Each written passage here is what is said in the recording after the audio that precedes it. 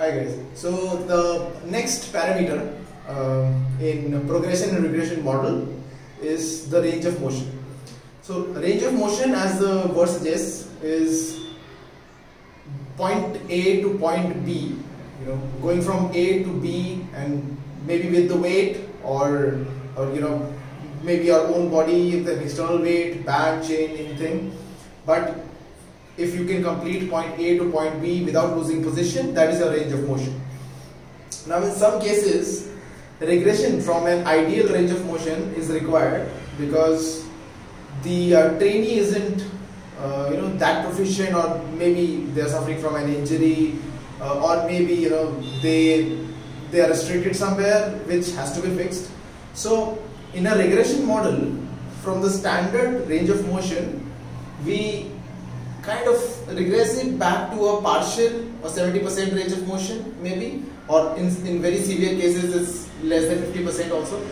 So it's usually because they are very restricted. Now I have always been a proponent of a full range of motion in anything. If you want the muscle, the structure to work in sync with what you want to do, a full range of motion is prime essential thing that you have to do. But in case some trainee, some athlete is proficient in their mechanics for now, you fix those mechanics parallelly, but you have to train. So you have to train with a partial range of motion as one of the parameters. So now any movement, let's say I take an example of push-up, which is a very standard movement. A push-up is going down and coming up. Now in some cases where there is mobility issue, there is severe core stability issues, then we kind of regress it down to a partial range of motion push-up. So initial regression would be a knee-based push-up, but then again the athlete won't be able to go down, so you go maybe 50% or maybe 25% or 30% and come up. So that way you are regressing, but you are always training. There is no way that the dysfunctions and the instability that is there in you is not allowing you to train.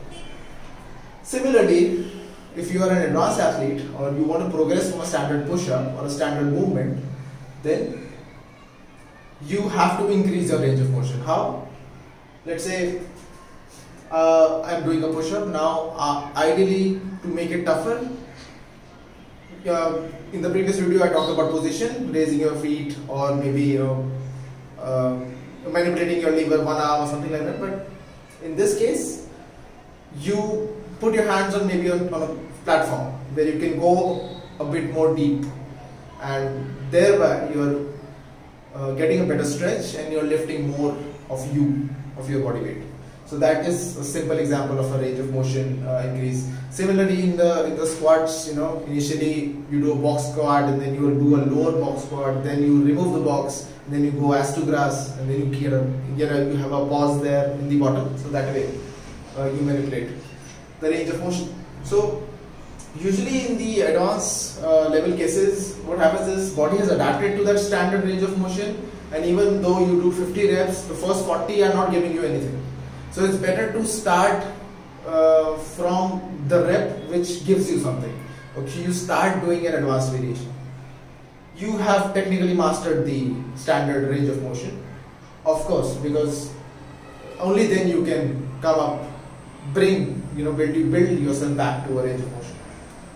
Of course, you build strength in that standard range of motion. You want to progress from there, and bringing a range of motion, an advanced range of motion or a regression based model brings in more variety into your training. Because sometimes in a beginner athlete, the person would want to train the full range of motion push-up. Let's say they are only able to do 2 reps in that, but in the main training they are doing partial range of motion for 10 reps. That way they're getting a training effect, but they're also learning the standard range of motion. So next parameter I'm going to discuss in the next video. If you have questions, please let me know.